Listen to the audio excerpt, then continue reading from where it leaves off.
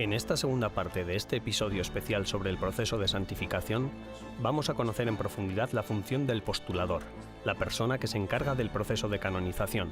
Hablaremos también de los gastos que acarrea, así como de lo que ser santo implica tras el Concilio Vaticano II. Quédense con nosotros.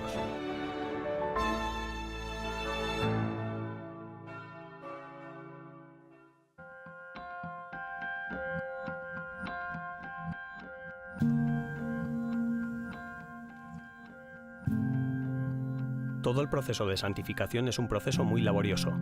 Tal y como hemos visto en el episodio anterior, consta de 4 etapas repartidas en 2 fases, la diocesana y la romana. En la primera etapa se recopila la información y se declara al candidato siervo de Dios. La segunda tiene como objetivo probar la virtud heroica del candidato para ser declarado venerable. La tercera etapa, al final de la cual el candidato es declarado beato, es la conocida como beatificación.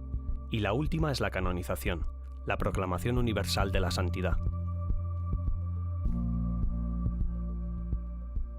Cada etapa es llevada a cabo por especialistas cualificados, llamados postuladores. Un postulador puede ser tanto un sacerdote como un religioso, o un laico, o un hombre o una mujer. Habitualmente hay 2 postuladores para una causa de santidad. Un postulador que lleva a cabo la fase diocesana y un segundo que lleva a cabo el proceso hasta su cumplimiento. Por regla general, el postulador de la fase romana suele residir en Roma o en sus alrededores. ¿Por qué? El doctor Andrea Ambrosi, abogado y postulador, explica las razones. Bisogna stare a Roma perché si sta vicino alla congregazione delle cause dei santi. La razón por la que estamos cerca de la congregación para las causas de los santos es que muchas veces la congregación hace demandas a las que debemos responder con premura. Y cuanto más alejados estemos, más se complica la cosa. Sin lugar a dudas, es aún más importante cuando se trata de milagros, porque todos o casi todos los doctores estamos en Roma. Cuando si trata di miracoli, perché i medici sono quasi tutti a Roma. El doctor Andrea Ambrosi cuenta con una amplia experiencia como postulador. Ya trabajaba en causas de santificación en 1978, cuando el idioma empleado en los documentos vaticanos era aún exclusivamente el latín. La difesa dell'avvocato era el latino. Al ser el latín la lengua oficial de la Iglesia y también la de las clases que se impartían en las universidades pontificias, había que saber latín, hablarlo y escribirlo. Por supuesto, aquello era una gran ventaja para mí, porque los sacerdotes mayores que venían de África, Asia y demás hablaban en latín. L'Asia, eccetera, parlavano tutti latino. Actualmente los idiomas oficiales utilizados por la congregación son el inglés y el italiano. El cambio se produjo después de varias reformas del Papa Juan Pablo II, que, junto con la lengua latina, también eliminó la figura conocida como advocatus diaboli, o abogado del diablo. Dunque, all'epoca sì c'era proprio la figura dell'avvocatus diaboli che era. Sí, por aquel entonces sí que existía la figura del advocatus diaboli, el encargado de buscar defectos contra el siervo de Dios. Y por eso se le llamaba abogado del diablo. Era el promotor general de la fe y era muy estricto en la búsqueda de defectos. A veces eran defectos que parecían nimios, que al menos ahora habrían parecido muy poca cosa, pero su tarea era encontrarlos. Por ejemplo, porque el siervo de Dios bebiera a veces unos vasos de vino, inmediatamente se le acusaba contra la templanza. Era muy estricto, sí. Contro la temperanza, cioè si era molto severo. El actual proceso de canonización y la labor de los postuladores está regulado principalmente por la Constitución Apostólica Divinus Perfectionis Magister, emitida por San Juan Pablo II en 1983. En ella se dan orientaciones concretas sobre la labor diocesana que los obispos llevan a cabo, y se regula la labor de la congregación para las causas de los santos, así como la relación entre la diócesis y la congregación.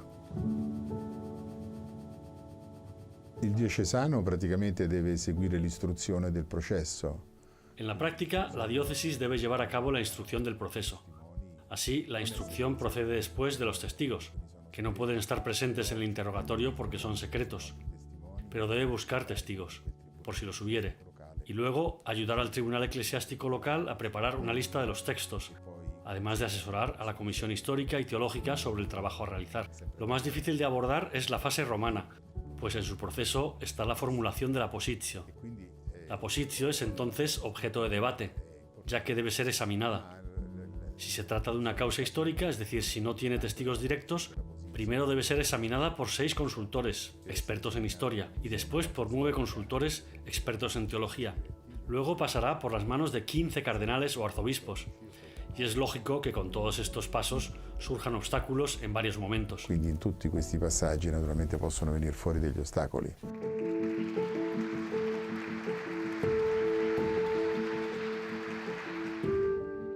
Con motivo del 50 aniversario del nacimiento de la Congregación para las Causas de los Santos, el Papa Francisco reafirmó el papel de los postuladores en el servicio de la verdad. Por su parte, los postuladores deben ser cada vez más conscientes de que su función requiere una actitud de servicio a la verdad y de cooperación con la Santa Sede.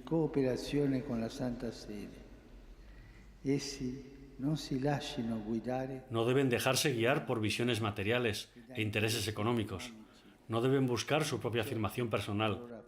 Y sobre todo, deben evitar todo lo que esté en contradicción con el sentido de la labor eclesial que realizan.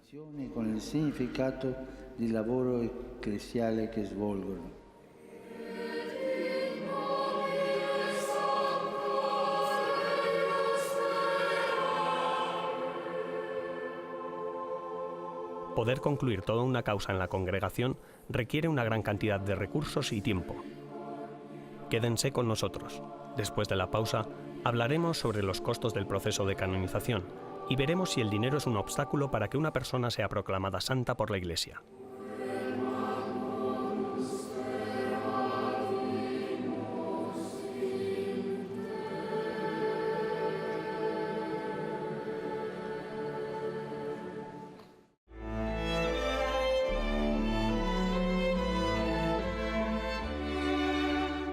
En breves instantes, regresamos con más en Vaticano.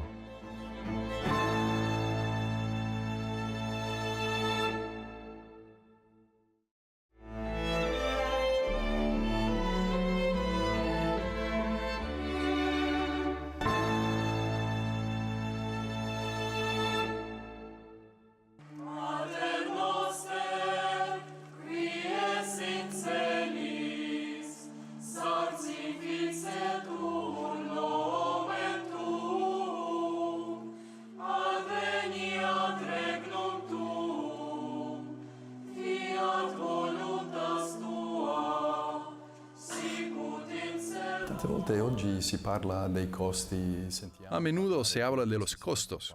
Hemos escuchado que los gastos son demasiado altos. Incluso el Papa Francisco ha expresado su opinión al respecto en cuanto a las causas de canonización. ¿Pueden estos gastos ser un obstáculo a la hora de avanzar en una causa de canonización?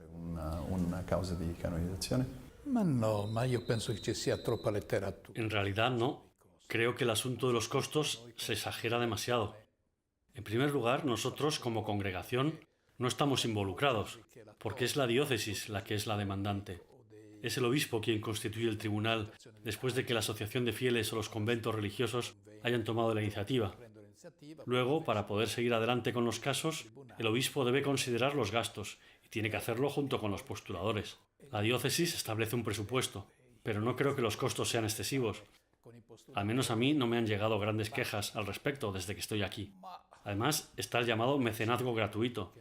Si una diócesis realmente no puede aportar ni siquiera el mínimo que se requiere, desde aquí nos ponemos a su disposición con lo poco que tenemos y tratamos de atender las necesidades de la diócesis o de un convento.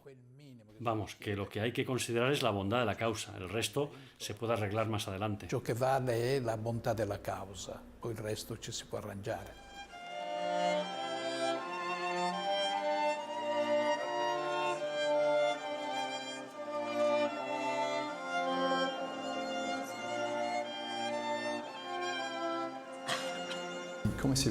¿Y cómo se evalúa esa bondad de la causa? Ma la bontà della causa Pues la bondad de la causa consiste en verificar si lo que se dice corresponde realmente a la verdad. Hay que valorar si se está vendiendo humo o si lo que se desprende es realmente un aroma de santidad. Esta es una de las primeras condiciones para poder iniciar la causa. Es decir, todos deben hablar de una fama de santidad. Es habitual que la gente, cuando una persona muere, diga era un santo o una santa. Eso es lo que se debe verificar. Como decía antes, el obispo nombra un tribunal para que se recojan los documentos, los testimonios y demás. Una vez aquí, se leen todos los testimonios y si se ve que hay una consistencia en lo que se dice, el obispo prosigue con el proceso. hay un enorme trabajo de verificación para ver si se han cumplido todos los requisitos y solo entonces se puede seguir adelante. Ancora c'è una grande verifica, si vede se sono stati soddisfatti tutti i requisiti e poi si può andare avanti.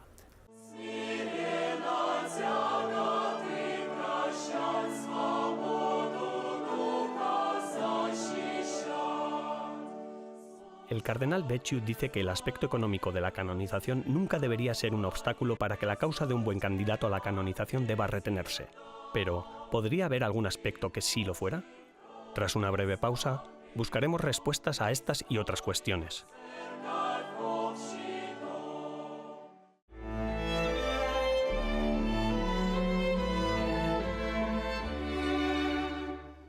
Tras una breve pausa, regresamos con más en Vaticano.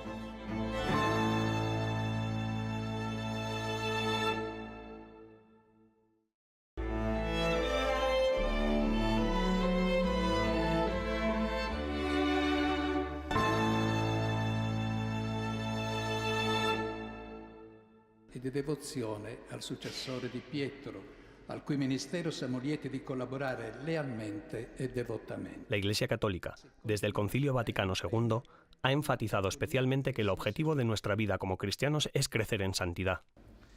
In questo messo secolo di attività, En este medio siglo de actividad, vuestra congregación ha examinado un gran número de perfiles biográficos y espirituales de hombres y mujeres para presentarlos como modelos y guías de vida cristiana. Las numerosas beatificaciones y canonizaciones que se han celebrado en las últimas décadas significan que los santos no son seres humanos inalcanzables, sino que están cerca de nosotros y pueden sostenernos en el camino de la vida. ma sono vicini a noi e ci possono sostenere nel cammino della vita. En estos meses de experiencia como prefecto aquí en la congregación, y siendo usted además sacerdote y cardenal, también habrá desarrollado su propia definición de santidad. ¿Podría decirnos en qué consiste? Ma io la definizione che darei è La definición que yo daría de santidad, antes que nada, cabe decir que hoy en día, en un mundo tan descristianizado, al menos a mí me parece muy complicado hablar de santidad. Però parlerei dei modelli di santità. Chi è diventato santo? Yo hablaría de modelos de santidad. ¿Quién se ha convertido en santo? Actualmente, alguien que ha encontrado una respuesta a su búsqueda interior fundamental se convierte en santo. Por lo tanto, es alguien que ha encontrado en la palabra de Dios la verdadera respuesta a sus necesidades. Ed è uno che ha preso sul serio. Alguien que se ha tomado esa palabra en serio y ha vivido el Evangelio con la máxima coherencia y la máxima radicalidad. Sí, para mí el santo es aquel que ha sido tocado por la gracia de Dios y ha respondido de manera total, generosa, desinteresada. No digo que toda la vida, pero sí desde el momento en que recibió esa luz. Dal momento, non dico tutta la vita, perché dipende quando ha avuto questa luce. San Agustín. Sant'Agostino, una vita. Sí, San Agustín vivió una vida libertina hasta que sintió el deseo, el anhelo de felicidad. Eso podemos aplicarlo al hombre de hoy, al hombre moderno, que busca el disfrute, aquí y allá, o la riqueza, para finalmente encontrarse con la nada. ¿Ves? Para mí, santo es aquel que busca y encuentra la respuesta en Dios y camina con resolución. E si incammina con decisione Hay esperanza entonces. per tutti. Para todos. Quería preguntarle a aquellos que no son católicos, ¿tienen posibilidad de ser proclamados santos? Es decir, ¿se puede llegar a considerar como candidata a una persona que profese una religión distinta? Sì, dunque noi abbiamo tutta una procedura. Y por lo tanto tenemos todo un procedimiento para esa declaración de santidad, para que cualquiera pueda ser proclamado santo. Proclamato santo. Gli ortodossi pure hanno una loro. Los ortodoxos también tienen su propia manera, un método propio con su particular procedimiento de declarar santos. Per dichiararli santi. Entre los protestantes no existe esa búsqueda de modelos, por así decirlo, que los proclame, que los eleve a los altares. Adesso se uno Pero non fa sin parte embargo, della Chiesa si uno no es parte de la Iglesia Católica, no debemos declarar santo a un miembro de otra iglesia, porque la otra iglesia siempre podrá decirnos, ¿qué tenéis que ver con nosotros? De modo que ya sabes, respetamos y honramos a los santos de la Iglesia Ortodoxa. Y al mismo tiempo destacaremos ese ecumenismo de martirio. Y al mismo tiempo destacaremos ese ecumenismo de martirio. sottolineeremo Aquí nos referimos al Papa Francisco. del martirio a cui ci richiama Papa Francesco. De sangre. del sangue, l'ecumenismo del sangue. El ecumenismo de sangre, sí. Tantos católicos, ortodoxos y protestantes han sido asesinados por el odio, han entregado sus vidas como testigos de la fidelidad a Jesucristo, la fe en el odio a Jesucristo. La fede in odio a Gesù Cristo. Se noi parliamo di candidati per la santificazione, si hablamos de candidatos a la santificación y atendemos a su naturaleza política, ¿se puede considerar tanto positiva como negativamente para su causa al hecho de que se haya involucrado en política? ¿O es algo ajeno a estos procesos de canonización? Estoy pensando en concreto a los políticos italianos, en alguien que se haya manifestado a favor de la causa de algún político. Para un católico, ¿puede algo así ser valorado positivamente? Può essere considerato un positivo per un cattolico? Magari ne avessimo. Pues quizás deberíamos tener más políticos santos, porque significaría que son hombres y mujeres que viven con el máximo desinterés propio, que viven su servicio a la patria y a sus conciudadanos con una gran dedicación y generosidad, solo pensando en el bien común y no tanto en el suyo personal o el de su partido. Sea como sea, la causa del antiguo alcalde de Florencia ha sido iniciada por la Pira. Ya ha sido declarado venerable y está a la espera de un milagro para ser beatificado. Luego hay otros, pero como todavía están al principio del proceso, y no olvidemos que tenemos algún político en la historia como Tomás Moro, gente que se ha enfrentado a la muerte por no comprometer su conciencia. Pur di non scendere a patti con la propria coscienza. E come sono chiamati oggi i politici? ¿Y cómo pueden vivir una vida santa los políticos, también los de hoy en día? Cioè devi vivere coerentemente. Pues como todos los demás, es decir, tienen que vivir sus creencias religiosas de manera consistente, vivir el Evangelio de manera coherente y entonces, sobre todo, ¿qué se les pide? Se les pide que sirvan desinteresadamente a su gente, que sirvan desinteresadamente a sus conciudadanos. Esto es algo indispensable y primordial. Y luego todo lo demás. Está claro que para ser santos hay que rezar mucho y bien. Para ser santos hay que vivir el Evangelio de frente, estar llenos de caridad y de respeto hacia los demás. Es todo un estilo particular que pertenece al ser cristiano de una manera total. Stile particolare che ti dà proprio l'essere cristiani in maniera totale. Pertanto dobbiamo imparare a vedere la santità Por lo tanto, tenemos que aprender a ver la santidad en el pueblo de Dios paciente, a los padres que crían con tanto amor a sus hijos, en esos hombres y mujeres que trabajan para llevar el pan a su casa, en los enfermos, en las religiosas ancianas que siguen sonriendo.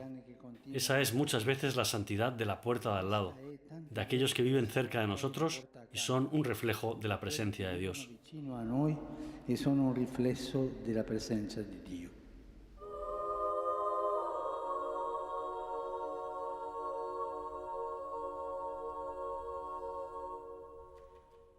No hay impedimentos reales para que una persona alcance la santidad.